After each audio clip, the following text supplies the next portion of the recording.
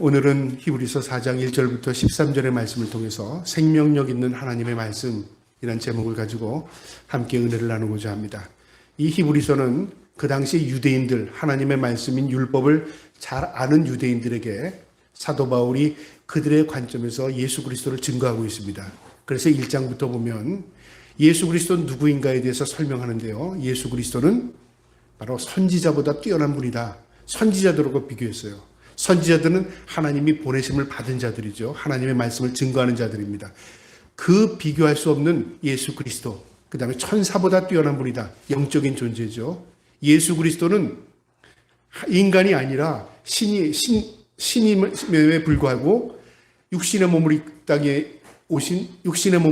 입고 이 땅에 오신 예수 그리스도, 바로 메시아다. 그걸 증거합니다. 그 다음에요, 인류 역사상 가장 유대인들에게 있어서 가장 위대한 지도자라고 하는 모세와 비교합니다. 모세하고 비교해도 견줄 수 없는 분이다. 그렇게 3장까지 계속 비교하면서 설명했습니다. 그러면서 우리가 구원받지 못하지 않도록 우리가 죄를 짓지 말자. 그리고 모세를 따라갔지만 모두가 다 가나안 땅에 들어간 게 아니라 1세대는 광야에서 다 죽었다 그 말이죠. 따라갔지만 하나님이 택함 받은 백성이었지만 약속의 땅에 들어가지 못했다. 이제 그것을 설명하는 겁니다. 그러면서 우리가 구원을 두렵게 이루라. 그 내용입니다. 그래서 오늘의 이 내용은요, 하나님의 말씀에 생명력이 있고 하나님의 말씀을 따르는 것이 주님을 따르는 것이다. 그 내용입니다. 먼저 우리가 4장 들어가기 전에요, 3장 하반절인 16절부터 보면 듣고 경노하시게 하던 자가 누구냐? 모세를 따라 애굽에서 나온 모든 사람이 아니냐? 하나님을 경노하게, 하나님을 화나게 만든 사람이 누구냐 그 말이죠. 바로 하나님이 택함 받은 백성이랍니다. 여러분, 부모를 화나게 하는 자가 누구죠? 이웃대에 있는 아이들인가요? 아닙니다. 자녀가 부모를 화나게 만들 때가 더 많다 그 말이죠. 왜 그렇습니까? 관계 때문에 그렇습니다. 관계가 없는 자가 화나게 하는 것은요, 피하면 됩니다. 근데 관계가 있는 자식이 화를 나게 하면요, 그 부모를 참지 못합니다. 우리가 하나님의 자녀입니다. 그래서 하나님을 화나게 만드는 것은요, 구원받지 못한 사람이 아니라 구원받았다고 일컬음을 받는, 예수를 믿는다고 하는 일컬음을 받는 사람들이 하나님을 더 경노케 만들어요. 이스라엘 민족이 그랬다 그 말이죠. 그들이 하나님의 택함받은 백성이었음에도 불구하고 모세의 말에 순종하지 않았습니다. 하나님을 업신여겼습니다. 하나님께 불순종을 했고요, 그도 믿음으로 하나님을 따르지 않았습니다. 그거에 대한 지금 이야기입니다. 그러면서 17절에요. 또 하나님이 40년 동안 누구에게 노하셨느냐? 그들이 시체가 광야에 엎드러진 범죄한 자들이 아니냐? 40년 동안 광야에서요, 하나님 앞에 징계를 받은 게 누구냐 그 말이죠. 이방인이었느냐? 아니라 하나님 앞에 택함 받은 백성이었다. 우리로 말하면요, 하나님의 징계의 대상이 세상, 그건 심판의 대상입니다. 징계의 대상은 누구냐면 하나님의 택함받은 백성이라고 말하는, 하나님 앞에 믿음으로 산다고 하는 사람들이요, 하나님을 경노케 만들 수 있다 그 말이죠. 이스라엘 민족처럼. 그 이야기입니다. 18절에요. 또 하나님이 누구에게 맹세하사 그의 안식에 들어오지 못하리라 하였으나 곧 순종하지 아니하던 자들에게가 아니냐. 이로 보건대 그들이 믿지 아니함으로 능히 들어가지 못한 것이라. 그들이 가나안 땅에 들어가지 못한 이유를 두 가지를 지적하는데요. 불순종이랍니다. 순종하지 않았다. 그 다음에 그것과 함께 믿지 않았다 그 말이죠. 우리가 천국에 들어가지 못하는 이유가 있습니다. 하나님의 말씀대로 살지 않은 겁니다. 그게 곧 불순종. 그 다음에 믿음이 없는 겁니다. 믿음으로 살지 않았기 때문에 천국에 못 가는 거죠. 이스라엘 민족도 그랬다 그 말이죠. 약속의 땅, 가나안 땅에 들어가는데도 우리는 하나님의 약속의 땅, 천국에 들어가기 위해서 또한 그 천국을 소망하며 이 땅에 살아갑니다. 그럼에도 불구하고 천국에 못 들어가는 사람이 있다면 불순종으로 산 사람들입니다. 순종하지 않은 사람들. 그 다음에 하나님을 믿지 않았습니다. 그것 때문에 못 들어간다 그 말이죠. 자, 이 말씀을 마음에 두고요, 오늘 4장 1절부터 한번 보도록 하겠습니다. 모세가 그렇게 이스라엘 민족을 이끌어냈지만 다 들어간 게 아니라 1세대는 모두 광야에서 다 40년 동안 죽었고 불순종으로 이제 2세대만이 그 가나안 땅에 들어가게 된 것이다. 이 4장 1절에요. 그러므로 우리는 두려워할지니 그의 안식에 들어갈 약속이 남아있을지라도 너희 중에는 혹 이르지 못할 자가 있을까 함이라. 여러분 무슨 말이냐면요. 두려워하랍니다. 무엇에 대한 두려움입니까? 가나안 땅에 들어가지 못한 이스라엘 민족처럼 우리가 예수를 믿고 또 우리가 교회를 다녔다고 하지만 천국에 못 들어가는 사람이 있다 그 말입니다. 여러분 우리가 교회 다녔으니까 다 천국 가요? 내가 세례 받았으니까 다 예수 믿는 사람이 된 겁니까? 여러분 형식은요, 하나님 앞에 의식과 형식은요 다 벗어집니다. 무엇만 남습니까? 하나님의 심판대 앞에는 공의와 정의의 심판과 함께요, 하나님께서 우리의 모든 걸 꿰뚫어 보십니다. 그래서 12절에 보면요, 우리의 모든 심령과 골수를 찔러 쪼개기까지 한답니다. 모두 꿰뚫어 본답니다. 통찰력으로. 그러니까 하나님 앞에 위선이 통하지 않아요. 하나님 앞에 숨길 수 있는 것이 아무것도 없습니다. 내가 몇 년 동안 신앙생활을 했습니다. 내가 무엇을 했습니다. 내가 무엇을 했습니다. 하나님 앞에 설 때요, 그게 우리를 포장하지 못한다 그 말이죠. 하나님께서 우리에게 묻는 것이 있다면 이거죠. 넌 믿었느냐 그 말이죠. 예, 내가 하나님을 얼마나 열심히 믿었는데요. 내가 어떻게 살았는데요. 내가 보기엔 넌 믿는 게 아니야 라고 한다면요, 그거는 구원받지 못할 사람이죠. 믿는다는 게 뭐예요? 하나님을 신뢰하는 겁니다. 그러면 하나님의 말씀대로 살아가는 겁니다. 그래서 믿음이라는 것은요, 과거, 현재, 미래를 연결하는 진행형입니다. 내가 과거에 얼마나 열심히 믿었는지 알아? 지금은 좀 식었지.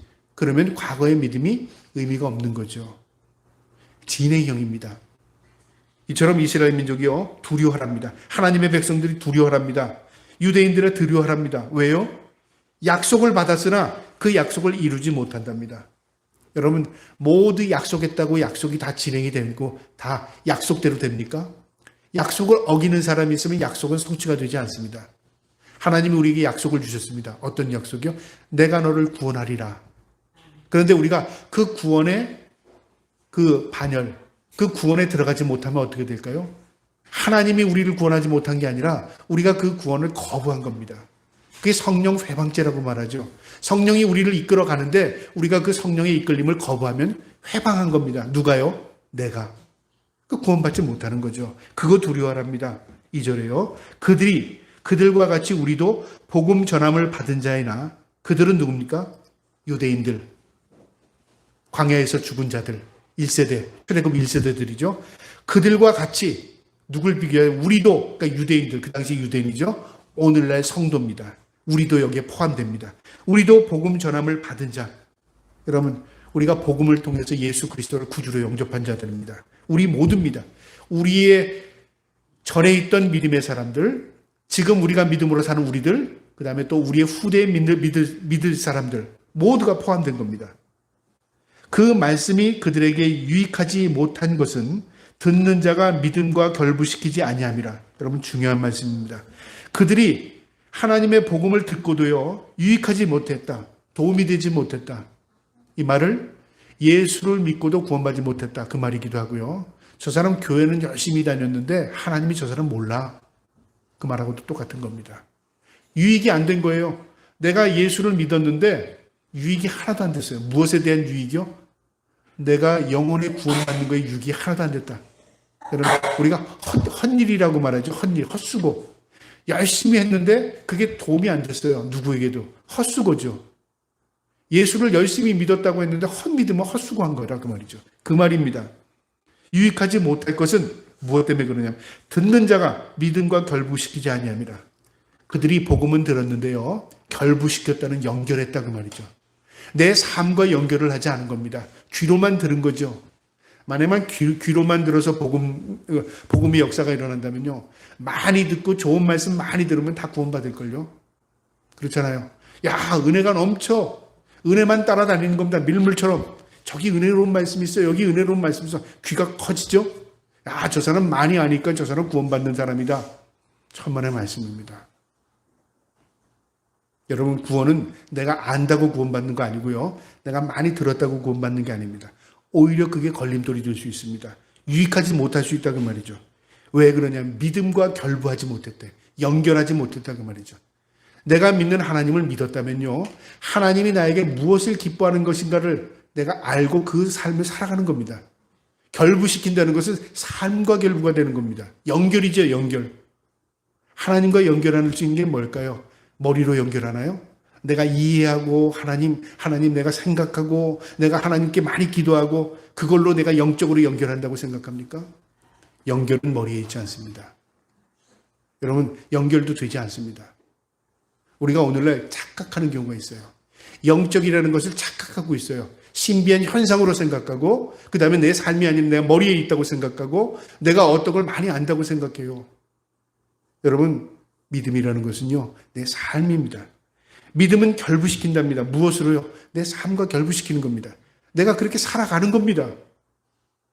그게 하나님의 기쁨이 되는 겁니다. 그들이 그렇지 삶과 결부되지가 않았기 때문에, 믿음과 결부되지가 않았기 때문에 그들이 하나님을 거부한 거예요. 결국은 약속의 땅에 들어가지 못했어요. 우리로 말하면 결국은 헛수고라고 말이죠. 천국에 못 들어간다 그 말입니다. 3절에요. 이미 믿는 사람들은 저 안식에 들어가는도다. 그가 말씀하신 바와 같으니. 자, 어려운 말인데 잘 들으시기 바랍니다. 이거는 이미라는 건 지금의 그 과거의 모든 일이죠. 믿는 사람들이 저 안식에 들어가는도다. 들어가는도다라는 말이 무슨 말일까요? 들어가고 있고 들어갔고 들어갈 것이다. 과거, 현재, 미래를 포함한 진행형입니다. 믿음은 진행형입니다. 내가 과거에 얼마나 열심히, 그러면 지금 어떤데? 지금 내가 얼마나 열심히 하는데, 그러면 앞으로 어떻게 할 건데? 여러분, 묻는다고 거기에 대답이 있는 게 아니라 내가 살아가는 겁니다. 믿음으로 살아가는 겁니다. 그게 진행형입니다. 안식에 들어가는도다. 안식에, 그 천국에 들어가는 문을 향하여 내가 걸어가는 겁니다. 딴짓을 하다가 천국 문을 찾는 게 아니고요. 내가 천국 문을 다 알기 때문에 내가 딴짓 하다가 그 문만 찾아 들어가면 되지. 그게 되지 않는다니까요. 진행형입니다. 믿음으로 살아야 그 끊임없는 그 믿음의 주님과 동행하는 삶을 통해서 우리에게 천국 문이 열려가는 겁니다. 들어가는도다. 그가 말씀하신 바와 같으니, 하나님이 이렇게 말씀하셨답니다. 시편 95편 11절 다윗의 시를 통해서 그대로 이 말씀을 인용하는데요. 내가 노하여 맹세한 바와 같이 그들이 내 안식에 들어가지 못하리라 하였도다. 내가 노하여 맹세한 바와 같이. 누가 노했다는 겁니까? 하나님이요. 누구를 위해요? 하나님의 백성들에게 하나님이 분을 냈어요. 노를 냈어요. 왜 하나님이 분을 냈을까요? 그들이 내 안식에 들어오지 못하리라. 하나님을 경록했습니다. 하나님을 화나게 했습니다. 그러니까 천국에 못 들어가지. 안식에 못 들어갑니다. 이스라엘 민족에게 있어서 안식이란 말은요, 바로 뭐냐면 하나님과 동행하는 쉼입니다. 쉼. 진정한 안식입니다. 그래서 천국에서요, 우리가 산다는 것은 쉼을 얻는, 안식을 얻는 삶을 의미합니다. 하나님이 태초에 천지를 창조하실 때에 여섯째 날까지 창조 진행하십니다. 첫째 날, 둘째 날, 셋째 날, 넷째 날 계속 하나님께서 우주 만물을 창조하시죠. 일곱째 날을 쉬었다고 말합니다. 이 말을 빼버려도 문제는 없을 거 아니잖아요. 하나님이 굳이 쉰 것까지 기록해야 되는가? 쉰 게 무슨 의미가 있어? 만드는 것, 행하는 것, 모든 것이 성취되는 게 중요한 것이지, 쉰 것. 이걸 또 착각해요. 하나님이 참 몸이 힘드셨나 보다. 하나님도 좀 쉬어야 필요한가 보다. 이렇게 생각한다 그 말이죠. 이 히브리의 원어는요, 그런 의미가 아닙니다. 쉬었다는 것은요, 즐거워했다는 의미입니다. 하나님이 우리와 함께 했다는 의미가 쉼입니다. 여러분, 우리는 쉬는 것을 어디에서 찾냐면요, 아무것도 안 하고 그냥 누워있으면 어떤 사람은 좀 쉬자 그렇게 말하는 사람이 있고요. 어떤 사람은 또 좋은 음식을 먹고 좀 잘 먹고 쉬자 그런 사람이 있어요. 어떤 사람은요, 좀 여행을 가지고 좀 쉬자 그런 사람이 있어요. 쉰다는 단어는 다 똑같은데 그 내용이 다 다를 수 있다는 말이죠. 어떤 사람은 여행을 통해서, 어떤 사람은 아무것도 안 함을 통해서, 어떤 건 많은 음식을 먹으면서 쉼이 이렇게 다 다르다 그 말이죠. 그런데요, 그 쉼은 일시적인 쉼입니다. 그거 한다고 해서 안 먹어도 되나요? 여행 한번 갔다 오면 이제 여행 안 가도 되나요? 이제 잘 먹고 나면 이제 안 먹어도 되나요?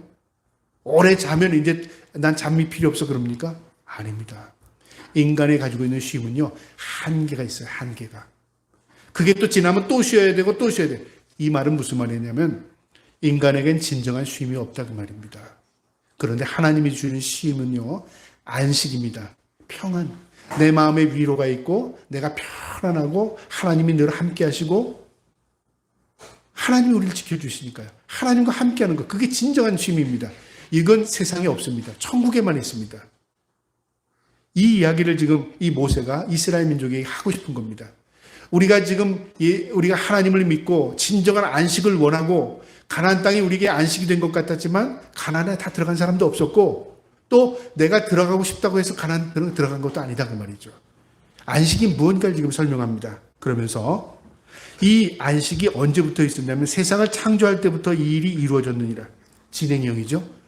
하나님께서 세상을 창조할 때부터 안식이라는 범위가 있었어요. 안식.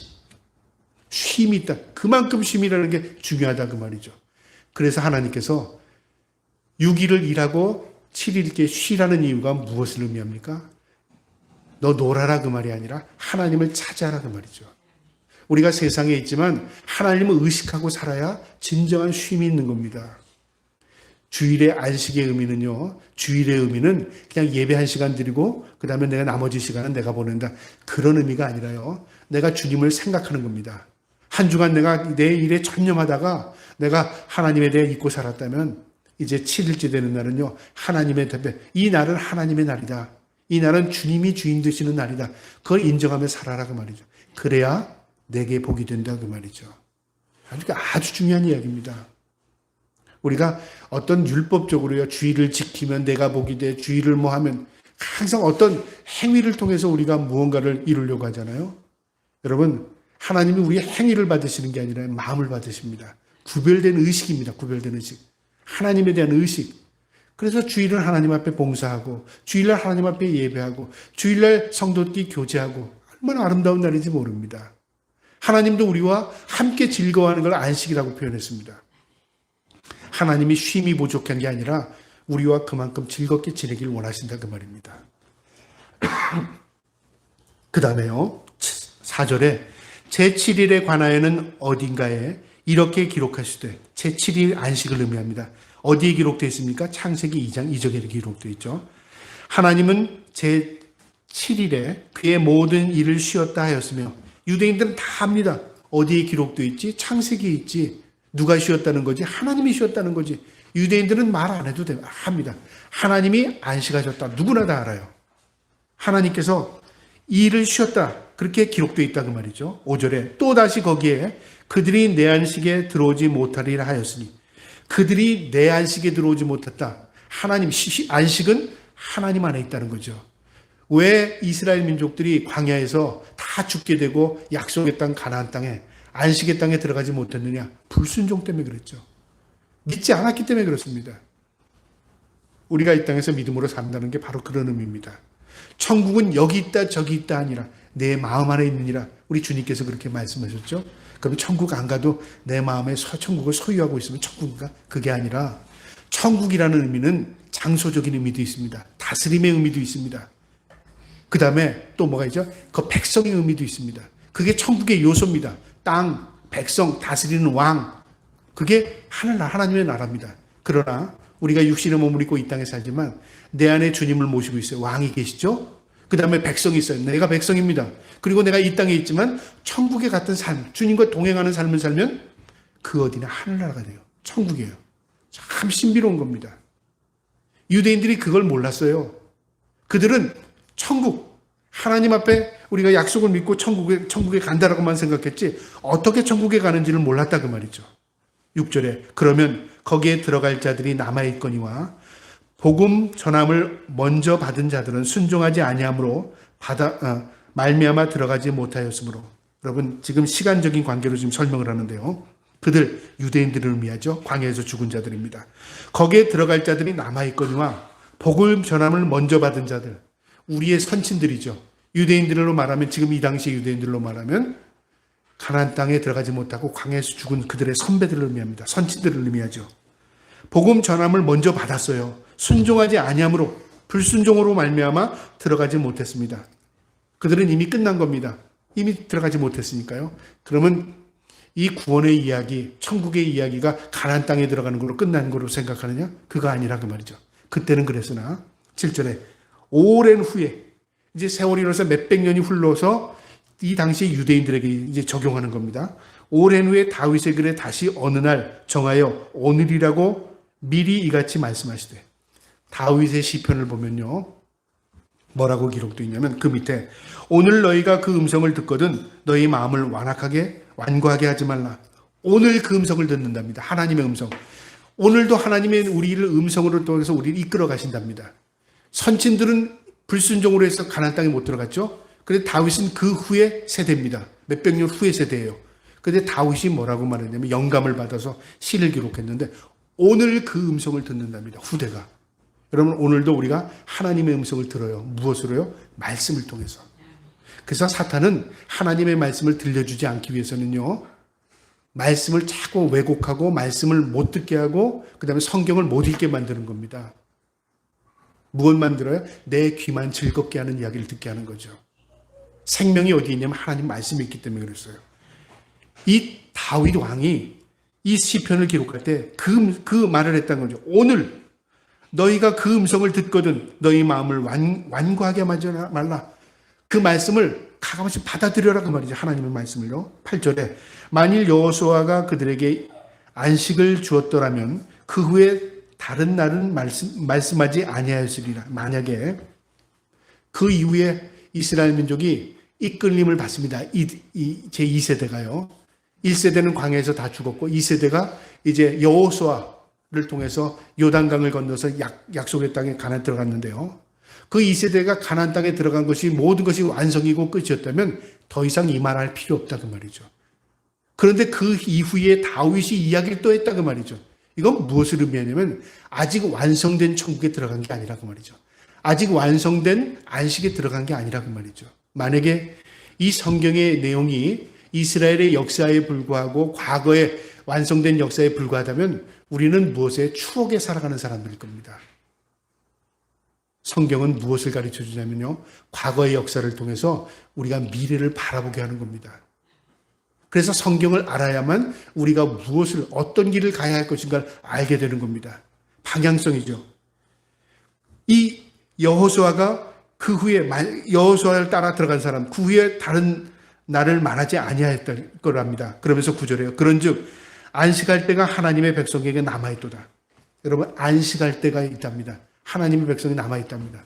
여러분 가나안 땅이 아니죠. 안식할 때 장소 어딜까요? 천국이 있다고 말입니다.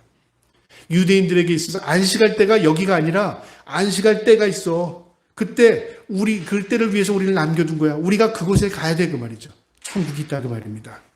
그러면서 10절에요. 이미 그의 안식에 들어간 자는 하나님이 자기의 일을 쉬심과 같이 그도 자기의 일을 쉬느니라. 이미라는 건 뭐죠? 과거에 일어났던 사실이죠. 안식에 들어간 자가 있답니다.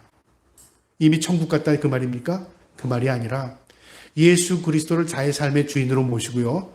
그분을 주인으로 모시는 사람은 임입니다. 여러분 우리는 이미 천국 백성입니다. 이미 주님은 이 땅에 오셨습니다. 2000년 전에요. 그러나 아직 완성되진 않았습니다. 왜요? 우리가 죽은 이후에 이 세상의 모든 것이 끝난 이후에 하나님의 심판이 된 이후에 우리는 천국 갑니다. 그러니까 이미 그러나 아직 사이에 사는 겁니다. 주님은 2000년 전에 오셨습니다. 그러나 아직은 세상은 종말이 되지 않았어요. 그 사이에 우리가 사는 거죠. 그 세대 가운데 서서 말세 찜말에 살죠. 마지막 가운데서도 마지막에 사는 겁니다. 이미 안식에 들어간 자가 있답니다. 하나님을 나의 삶의 주인으로 모신 사람들, 유대인이지만 예수 그리스도를 메시아로 받아들인 사람들, 그분의 삶, 그분 앞에 자기의 삶을 굴복하고 주님을 따라 사는 사람들, 이미 안식에 들어간 사람들입니다. 11절에요. 그러므로 우리가 저 안식에 들어가기를 힘쓸지니 이는 누구든지 저 순종하지 아니하는 본에 빠지지 않게 하렵니다. 여러분 순종하지 아니하는 본에 빠지게 한다. 순종하지 못하게 만든다 그 말이죠. 누가요?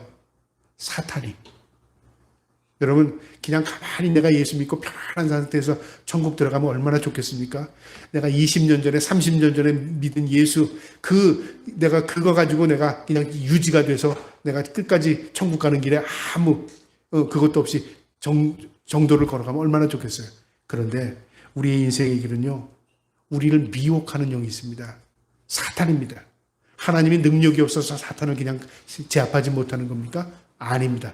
걸러내는 과정이라고 말이죠. 이 땅에서는 사탄에게 내준 바 되었답니다.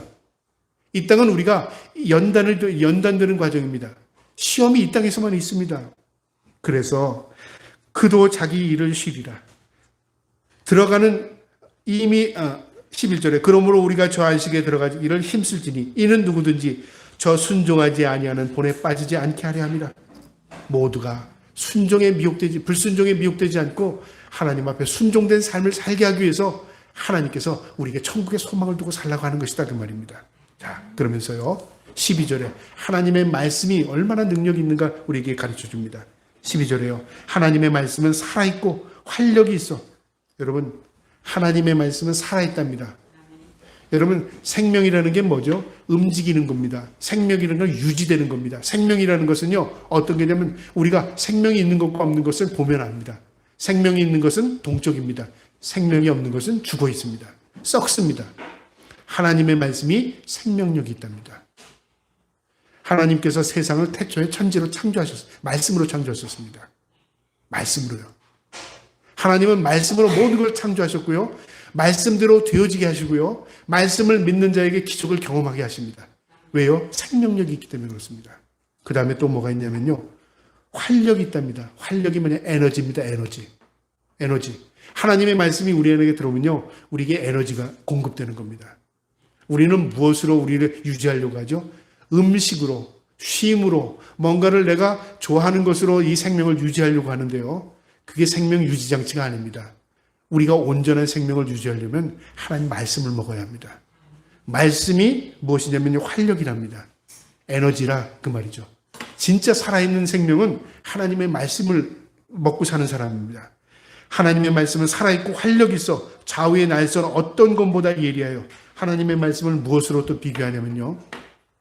예리한 날선 검으로 비교합니다. 칼은 날카로울수록 찌르면 깊이를 더하죠. 예리한 칼일수록 더 아주 정확하게 어떤 것을 구별해냅니다. 갈라냅니다.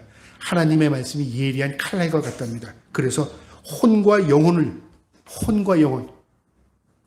우리의 내면, 우리의 외면, 우리의 모든 영적인 것, 육적인 것, 모든 것을 하나님 감찰하십니다. 그러면서요, 관절과 골수를 찔러 쪼개기까지 하며, 여러분, 관절이라는 건 뼈입니다. 단단한 것을 의미하고요. 골수라는 건 뼈 안에 있는 깊이 있는 진액입니다. 뼈 깊숙이 있죠. 하나님은 하나님의 말씀으로 우리의 관절과 골수를 찔러 쪼개기까지 한답니다. 우리가 양심이 찔려 그 말이죠. 근데 그 양심은 또요, 어떤 화인 맞은 양심이 있고 어떤 양심은 작동하지 않는 양심이 있습니다. 하나님의 말씀에 양심이 가책이 되고 작동하게 된다는 것은 무엇을 의미하냐면 하나님의 말씀이 우리의 심령과 골수를 찔러 쪼개는 겁니다.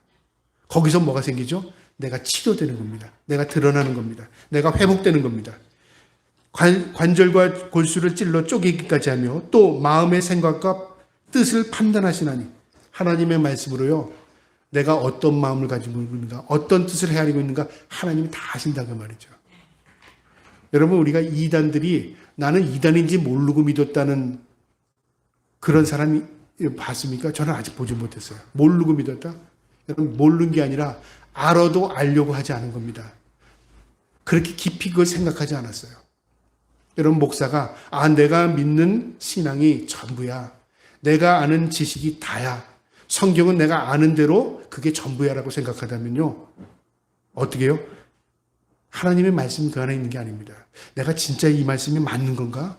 하나님 앞에 묻고 묵상하고 깨닫고 하나님 이게 진짜 맞는 말씀입니까? 그걸 계속 반복해서 해야 돼요.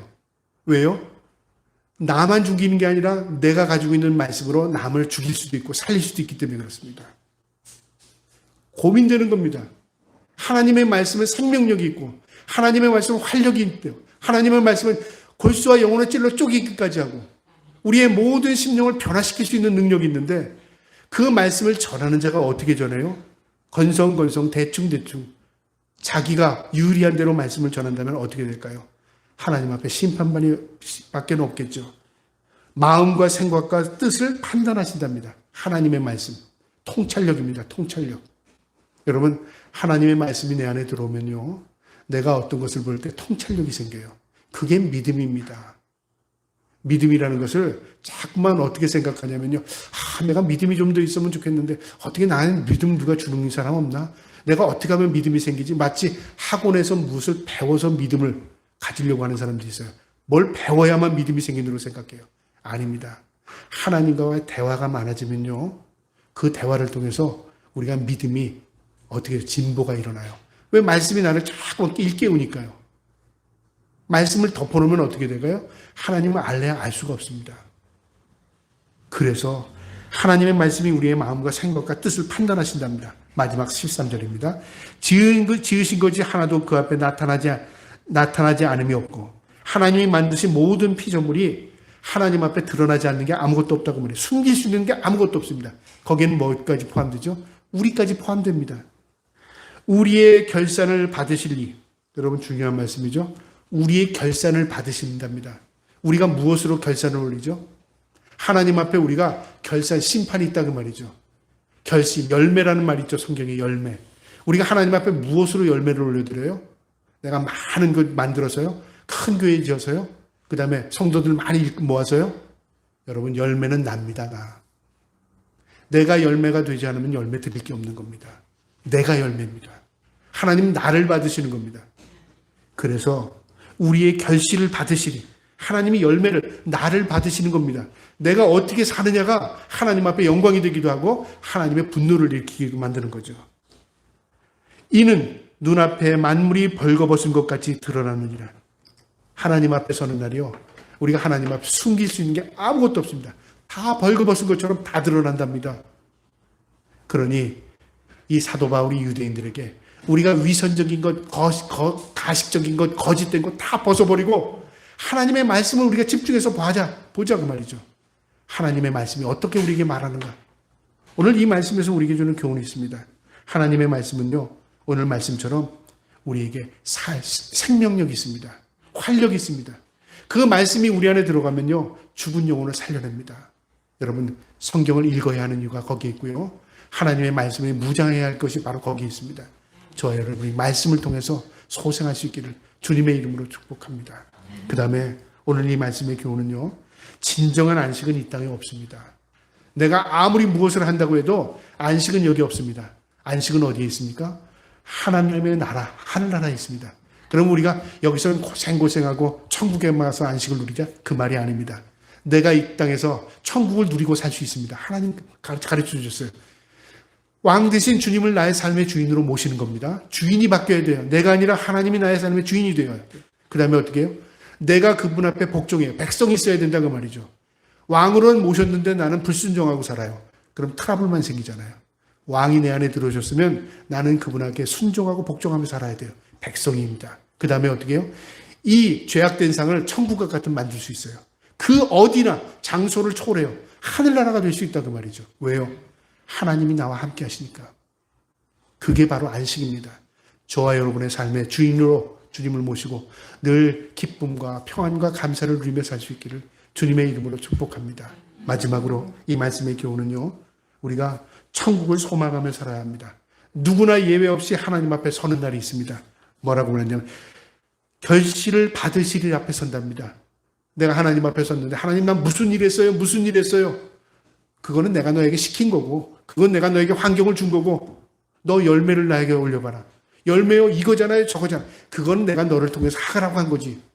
내가 하나님 앞에 드릴 건 아무것도 없어요. 위선적인 것만 있다면 하나님은 나를 역겨워하실 겁니다. 하나님 무엇을 받으셔요? 나를 받으십니다. 나를. 하나님 내가 있습니다. 내가 하나님의 말씀대로 살았습니다. 하나님의 뜻 가운데 살았습니다. 착하고 충성된 종아. 내가 작은 일에 충성했습니다. 내가. 충성이 뭐예요? 내가 하나님 앞에 충성한 겁니다. 내가 너에게 무엇을 맡긴다고? 더 큰 일을 맡긴답니다. 여러분 놀라운 비밀이죠. 이 땅에서의 일이 끝이 아닙니다. 천국에서 이제 하나님과 기뻐할 수 있는 일이 있다 그 말이죠. 오늘 이 말씀 마음에 두시고 우리가 하나님 앞에 서는 날이 있음을 기억하시고 늘 하나님과 동행하며 우리가 마음의 천국을 모시고 살아갈 수 있는 저와 여러분 되기를 주님의 이름으로 축복합니다. 아멘.